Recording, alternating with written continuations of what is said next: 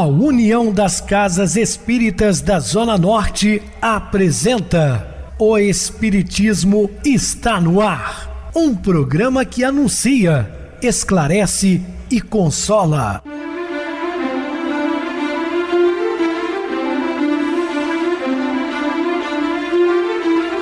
Não se turve vosso coração. Credes em Deus, credes também em mim.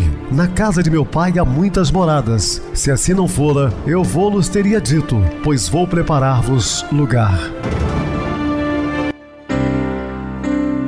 O Espiritismo está no ar. Sintonize esta frequência. Pare, pense na vida, faça perguntas. Uma ótima noite para você. Hoje, quarta-feira. Muito obrigado pelo carinho, pela sintonia. Rádio Clube FM, sua voz é a nossa voz. Estamos no ar de segunda a sexta-feira desde 2014 pela emissora. Depois também passamos a transmitir o programa via YouTube. O canal é Viver _ Melhor. Se inscreva, deixa seu like, sua opinião é sempre importante para nós. Lembrando a todos sobre o nosso bazar que funciona de segunda a sexta-feira na Casa Espírita Maria de Nazaré, que fica na rua Diogo Álvares, número 133, é a rua da Praça do Bairro Benfica, saída para Nova Era. Prestigie o nosso bazar. Eu recebo carinhosamente no programa meu querido amigo, expositor espírita Guaraci Silveira. Uma boa noite, seja muito bem-vindo. Boa noite, Pedrosa, boa noite, ouvintes aqui do programa Espiritismo está no ar. Que bom que a gente possa estar firme no estudo do Evangelho de Jesus. Sempre, né, meu amigo Guaraci? Queridos, nós vamos estudar Isto é Lá Contigo. Nós vamos falar um pouco do apóstolo Judas. Dúvidas? Entre em contato conosco, ligando para a Clube FM, que é 0 operadora 32 3211 5697. Para falar comigo, 988012675. E o e-mail, o Espiritismo está no ar, @hotmail.com. Interajam conosco, façam perguntas, tirem dúvidas, podem dar sugestões ao programa. Estamos à disposição de todos os ouvintes. Vamos agora para aquele momento muito especial que é o nosso momento de oração. Sintonize esta frequência. O Espiritismo está no ar. Momento de oração. Senhor Jesus, quando o Senhor dissestes na cruz: Pai, em vossas mãos entrego o meu espírito, estava dando para a humanidade todo um recado de apropriação do ser pelo seu ser espiritual. É quando nós deixamos esse peso grande da matéria para nos elevarmos espiritualmente.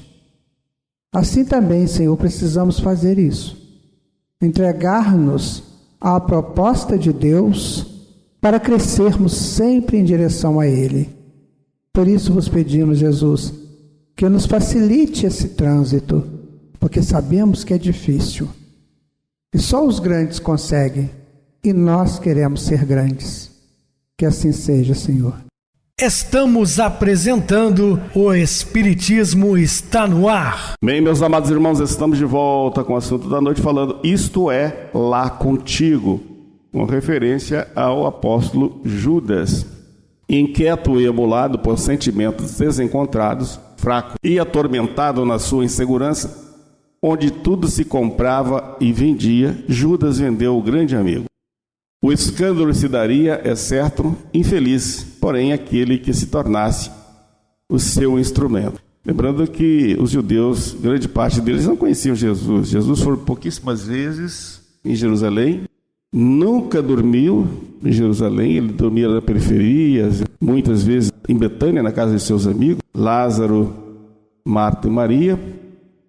E uma prova de que eles não conheciam, Jesus recebe aquele beijo de Judas exatamente para provar que aquele era o Cristo. O dia morno fora substituído pela noite varrida por ventos frios. No silêncio das sombras, a escabrosidade da atitude conduzia à tragédia. A dor maior para um amigo é a traição do outro amigo. Realmente é muito duro, né? Ser traído por um amigo, uma pessoa que você deposita confiança. A sua perseguição insana e contumaz a antipatia que surge da inveja ou do despeito, a contínua zombaria decorrente da pertinaz animosidade que se agasalha. Judas, que eu conhecia, não o conhecia. Na verdade, não conhecia Jesus. O amigo que agride, maltrata, desconhece a bênção da amizade. Aquelas eram circunstâncias cruéis, momentos aqueles inquietantes. Em tais oportunidades, revelam-se as criaturas, assumem os homens as suas reais posições. Muitas vezes as pessoas fingem, representam, mas em um determinado momento mostram exatamente a sua face. Foi o que ocorreu com Judas. Muito embora ele também fora traído mais tarde pelos seus antigos companheiros de raça, fazia parte do judaísmo, o cristianismo estava ali nascendo, ele também fora traído. Vai para arrependimento, comete aquele ato insano do suicídio. Nós já falamos no programa de sexta-feira que depois ele retorna ao mundo físico, despertado por Maria, como Joana d'Arc, para unificar a França. Foi traída exatamente pela religião que ela defendia, foi muito perseguida. Mas no momento, nós estamos falando da atitude de Judas para com Jesus. Cada um é o que se apresenta num instante grave, quando se destravam as represas íntimas que disfarçam comportamentos de simulações e condições. Exatamente, ali a pessoa se apresenta no real, o que ele é. Quando você está tudo bem, tranquilo, tal, você consegue utilizar daquele verniz facial, de representar num templo religioso, ou junto com pessoas conhecidas, aquela coisa toda. Agora, basta que aconteça algum descontentamento e a pessoa parte para a agressão. Aí mostra realmente o caráter, o que ele é de fato. Pelos caminhos do crescimento espiritual, sempre estarão os dípticos morais. Surge o desaparecimento nas almas, modelando-as nas fornalhas da aflição e nos temperos da bondade. Nenhuma anestesia que não passe com uma emoção alguma que não cesse. Observando a condição do amigo, Judas tombou no poço do remorso. A consciência despertou. Então, a partir do momento que ele viu que a situação tomou um caminho completamente diferente do que ele imaginara, porque Jesus já começa ali a ser açoitado, zombado, se desespera, porque na sua ignorância ele imaginava que naquele momento Jesus ia colocar os poderosos sob seu jugo. Por isso que está dizendo, Judas eu conhecia e não conhecia.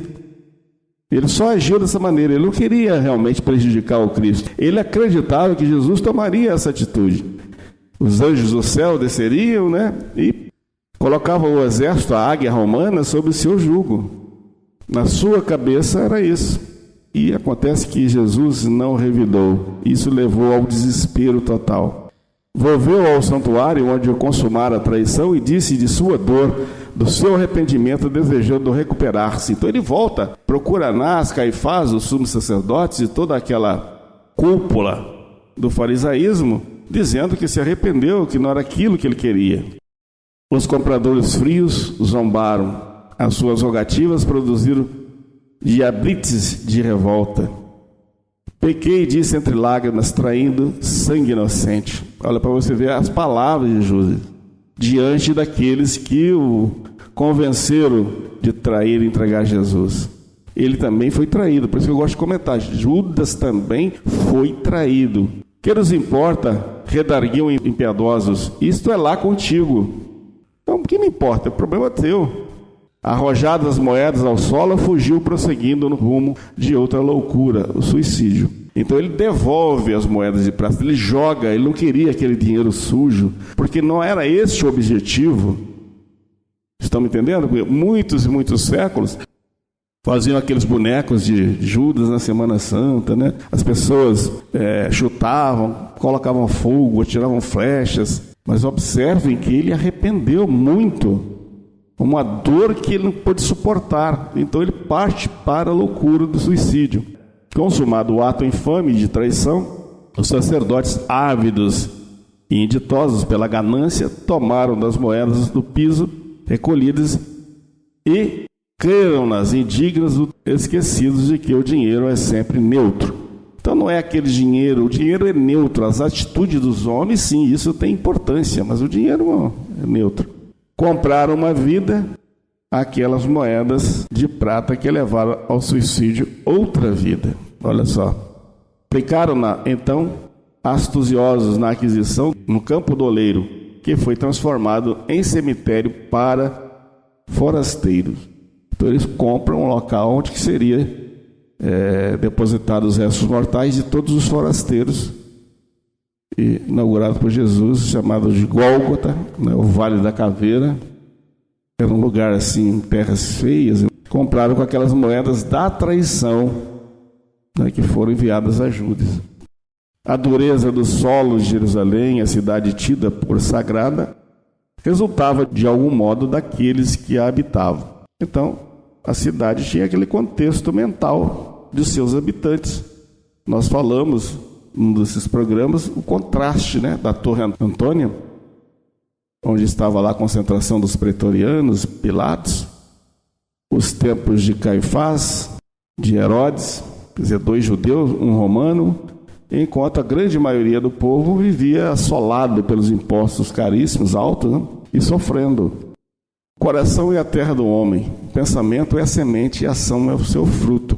Respira-se o clima que se fomenta no íntimo. Jesus não dormira antes dentro dos muros de Jerusalém.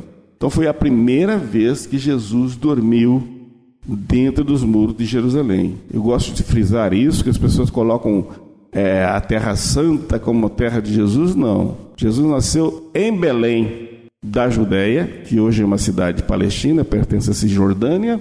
Pouquíssimas vezes foi a Jerusalém, e essa última exatamente para a sua crucificação. E hoje a cidade santa para os judeus, para os cristãos e para os muçulmanos, o comércio das quinquilharias confunde-se com os cânticos e preces recitados nas igrejas, nas mesquitas, nas sinagogas e no muro das lamentações, entre paixões de armas em punho e divididas pelos ritos das várias ortodoxias, onde certamente o amor não se encontra em Jerusalém. E nós sabemos perfeitamente, a televisão está sempre mostrando aquela guerra infindável, principalmente naquela faixa de Gaza. Então, muito complicado ainda a vibração mental de Jerusalém. Amanhecer da ressurreição. As horas transcorriam pesadas e lentas entre as sombras da saudade. Não obstante, fossem de luz, apagaram-se as claridades da esperança e os júbilos murcharam nos corações oprimidos pelas dores superlativas. As sombras que mantinham os discípulos em amargura defluíam do remorso, da mágoa, da dor, ante o espetáculo inesperado que culminara na tragédia do Gólgota. Vencidos aqueles momentos rudes, atordoantes, insinuaram-se-lhes e neles se agasalharam as angústias e os arrependimentos. Subitamente perceberam imensa falta impreenchível que o Mestre lhes deixara nos sentimentos. Assustados na simplicidade de que eram portadores, homens de condição humilde, deixaram-se ali ficar. Alguns na residência da família Marcos, outros na Betânia e os demais em casas amigas e atemorizados. Essa questão aqui, a residência da família Marcos, do evangelista Marcos, a mãe dele, chamada Maria Marcos, e o irmão dela, o Barnabé, que futuramente foi o grande companheiro de Paulo de Tarso, e João Marcos, que quando Jesus estava lá no horto, ele estava à distância vendo, buscando, né, essa aproximação de Jesus. E ele estava nu, né? E isso é narrado num dos evangelhos. Tinha um menino nu, sabe? É o João Marcos, que tinha uns 13 anos. Também tem uma versão de que a ceia, a última ceia, foi feita na casa de Maria Marcos, lá em Jerusalém. Então são coisas que estão assim meio sem ligação, mas que um dia a espiritualidade vai liberar para nós, nós vamos entender isso. Porque eu estou falando isso para você entender como é que é importante quando uma família se posta a serviço do bem. Você vê, a família de Maria Marcos em Jerusalém, a família de Lázaro em Betânia. Então, hoje em dia, nós lendo os livros espíritas, nós vamos entender que os espíritos superiores, eles fazem das casas que lidam com esse bem, com essa busca da planificação do bem nos corações familiares, também são realizadas interessantes reuniões ali na casa das pessoas, que os espíritos utilizam, que eles chamam de oficinas.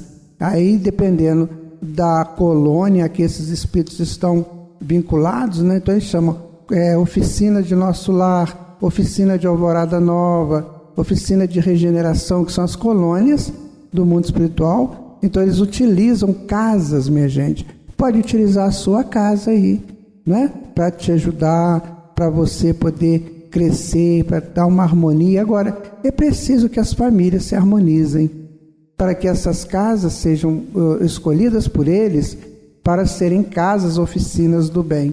Porque aconteceu aqui, né? Não saberiam dizer porque permaneceram em Jerusalém.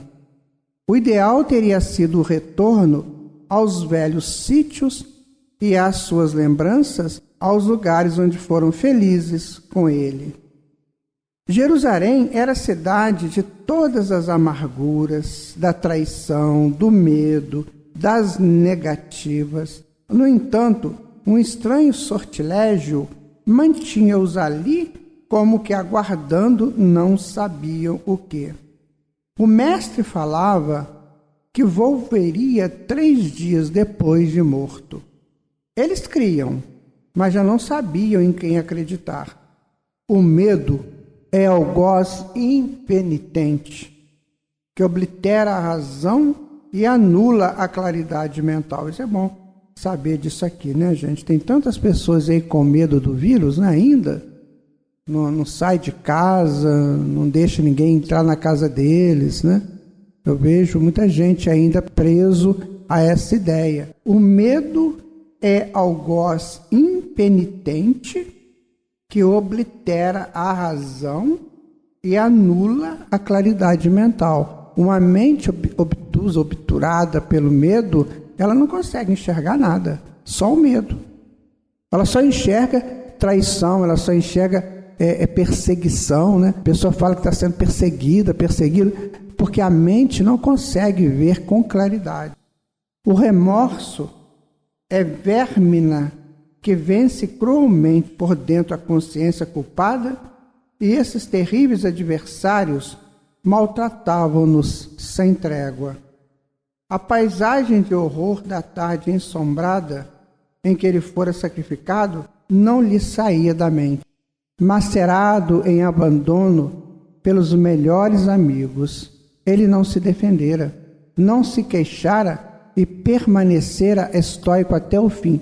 Tem 2 pontos aí no julgamento de Jesus que são importantes a gente relembrar aqui. Quando ele estava sendo julgado por Herodes, que ele foi julgado por Herodes, por Anás, ou Pilatos, né? Então, quando ele foi julgado por Herodes, ele não pronunciou uma só palavra.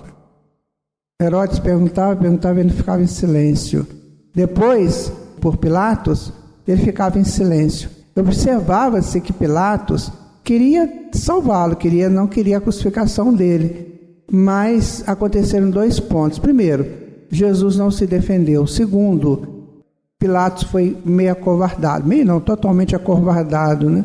Tanto é que ele lava as mãos, ou seja, eu quis fazer, mas ele não quis que eu fizesse. Não é assim. O Cristo não tem que ficar justificando os valores dele para um homem que não vai entender. É o homem que tem que entender o valor do Cristo, sabe? Então, essas 2 coisas nós temos que analisar bastante, né? São lentas as horas da aflição e do arrependimento, quanto são rápidos os minutos da alegria. A cidade se apresentava tensa. As conversas eram rumores e as consciências eram cavernas, onde se hominizariam a covardia e os receios injustificáveis. Você pode analisar, prezado ouvinte, como é que ficou aquela situação ali depois da crucificação de Jesus? O que os apóstolos podiam pensar? Vocês crucificaram o grande líder, se eles pegarem um de nós aqui, eles vão fazer a mesma coisa, né? Então eles ficaram meio que apreensivos, eles não sabiam como fazer. Por quê? Porque eram as pessoas simples, né? O apostolado de Jesus foi criado com pessoas simples para mostrar para nós que todos nós podemos ser apóstolos desse bem. Jesus não chamou nenhum espírito daqueles grandes virtuosos da espiritualidade, chamou pessoas simples. Então eles imagina como é que eles ficaram ali apreensivos, né? E agora, o que vai ser de nós? Nós estamos sem líder. Enquanto ele estava conosco, nós tínhamos a segurança com ele. E agora, o que será? Então pairou isso muito naqueles dias da pós-crucificação até a ressurreição dele. Anás e Caifás, Pilatos e Herodes, o que a gente estava comentando ainda, sentiam o ar pesado após a consumação do crime organizado. Anás e Caifás, Caifás foi sumo sacerdote, que é o posto mais alto do judaísmo, né? Como se fosse o Papa da Igreja Católica. E Anás era genro dele, que depois assume esse posto também. Mas os dois trabalhavam juntos. Então, Anás e Caifás, Pilatos e Herodes, que foram aqueles responsáveis diretos pela crucificação de Jesus. Então, eles sentiam o ar pesado após a consumação do crime organizado. Você imagina o que era o coração daqueles quatro? Imagina que eles deviam sentir um peso terrível, né? Tanto assim que a mulher do Pilatos abandona ele. Desaparece, vai embora. A Cláudia, ela era cristã, né? Ela queria seguir Jesus.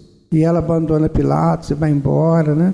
E Pilatos vai ficando meio que enlouquecido com isso. Pilatos perde tudo depois.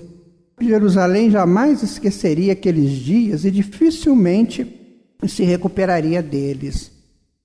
Na alva do primeiro dia da semana entrante, Maria de Magdala, Joana de Cusa e Maria Cleófas resolveram levar bálsamo e óleos à sua sepultura, né?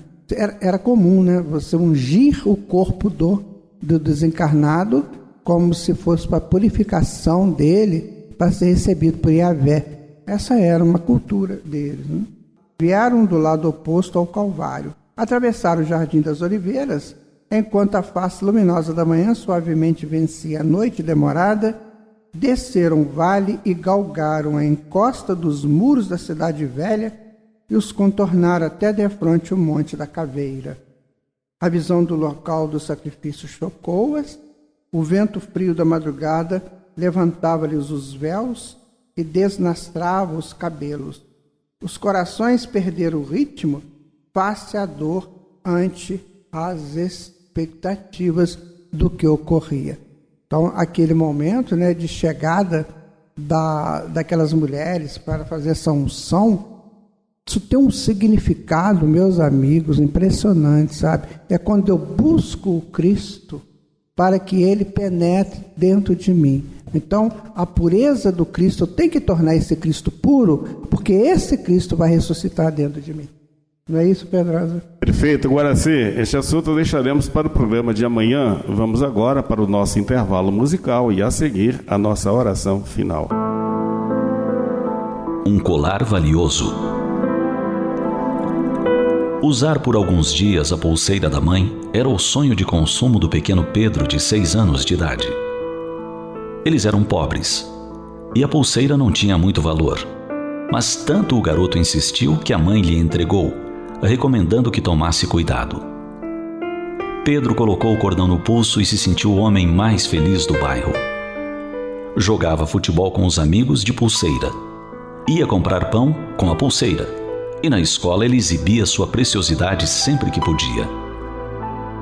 As semanas se passaram e, como sempre acontece com as crianças, um dia aconteceu com Pedro.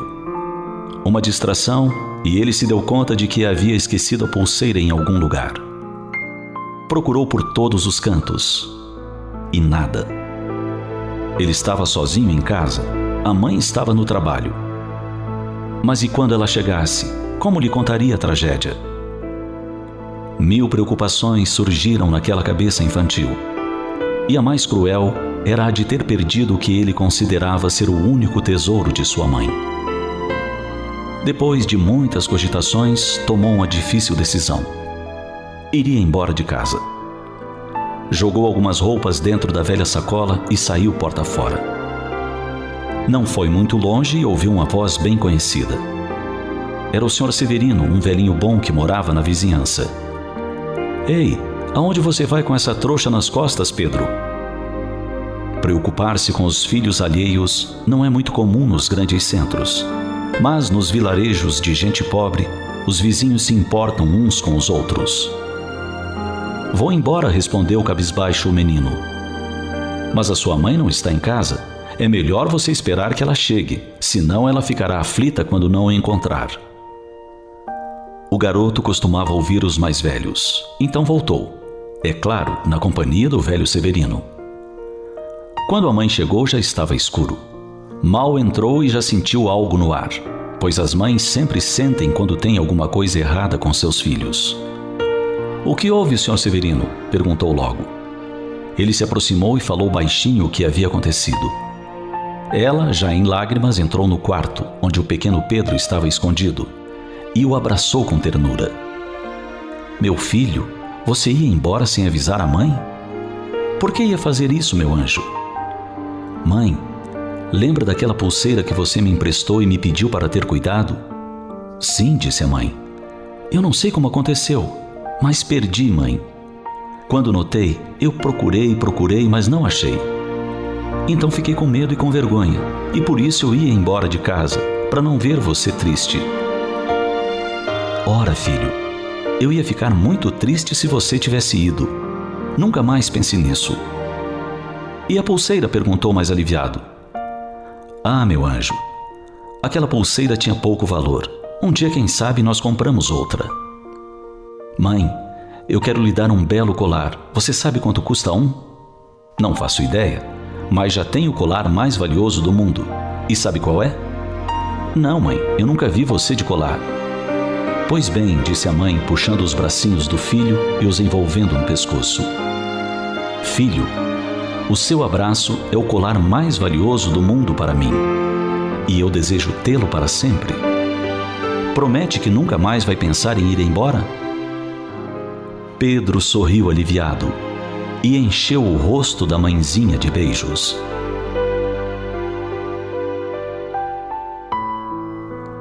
Pense nisso. Não há tesouro mais valioso do que os filhos. Um filho é a prova da confiança de Deus aos pais. Mas os filhos nem sempre sabem que são valiosos para seus pais. É preciso dizer isso a eles sempre. E você? Já disse isso ao seu filho hoje?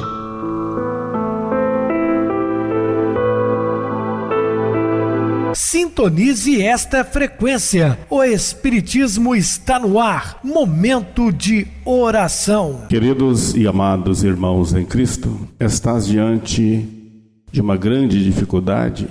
O que tens a vencer é maior que tuas forças. Mesmo assim, toma fôlego, preenche-te de nova disposição e parte para a luta, sem medo. Enquanto se achas fraco e pequeno, o problema se mostra resistente e muitas vezes insolúvel na nossa mente. Mas se reveste de coragem, a situação se inverte e surge a tua vitória. Então, meus irmãos, aumentando a nossa estadia no planeta Terra, praticando o bem, auxiliando no progresso de toda a humanidade através dos ensinamentos e dos exemplos deixados por Jesus. Que Ele nos abençoe. Muita paz a todos. Irmão Guaraci, suas despedidas? Eu deixo aqui o meu abraço a todos vocês que estão aqui conosco. Meu abraço especial para o Sebastião, para o Toninho lá da padaria Madrid.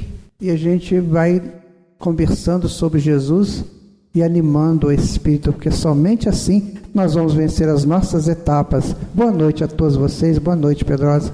Boa noite, Guaraci. Muito obrigado pelo apoio aqui no programa. Boa noite também a todos os amados irmãos ouvintes do YouTube, internautas do Brasil, do exterior e os nossos irmãos da Zona Norte, de Juiz de Fora, que nos acompanham com a rádio local 87,9, Rádio Clube FM. Continue ligados ouvindo a nossa próxima atração, o programa Batidão com o DJ Tico, a seguir na voz de Ailton Moreno, Encontro Central. Boa noite a todos e até amanhã, se Deus quiser.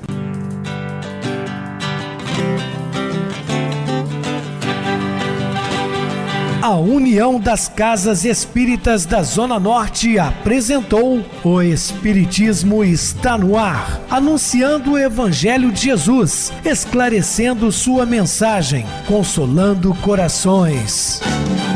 Olhe pro céu e descubra imagens de luz. Sinta em Jesus o amor todo que Deus te deu. Pense no bem, no melhor em que pode fazer. Seja o que for, também vai receber.